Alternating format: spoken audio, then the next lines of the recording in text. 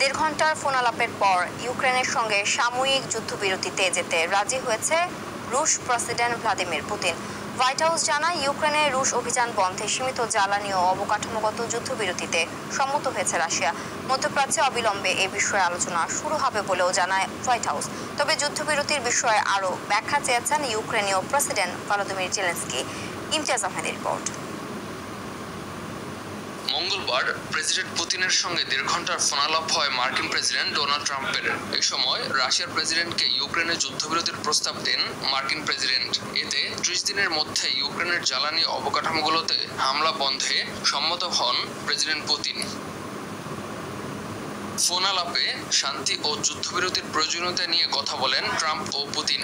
এ সময় উভয় নেতাই একটি স্থায়ী শান্তির মাধ্যমে রাশিয়া ইউক্রেনের মধ্যে চলা সংঘাতের অবসান হওয়া উচিত বলে একমত হন।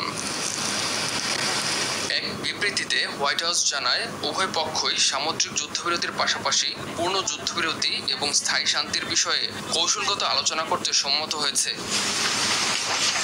যুক্তরাষ্ট্র ও রাশিয়ার মধ্যে উন্নত দ্বিপাক্ষিক সম্পর্ক স্থাপনের প্রয়োজনীয়তার উপরও জোর দিয়েছেন দুই নেতা। বলা হয়, কৃষ্ণ সাগরে সামুদ্রিক যুদ্ধবিরতির বাস্তবায়ন, পূর্ণ যুদ্ধবিরতি ও স্থায়ী শান্তি আসবে কৌশলগত আলোচনার মাধ্যমে। মধ্যপ্রাচ্যে শিগগিরই এসব নিয়ে আলোচনা শুরু হবে বলেও জানানো হয়।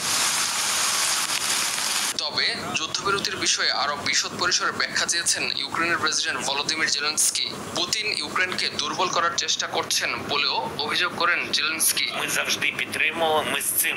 ইমতিয়াজ আহমেদ, RTV।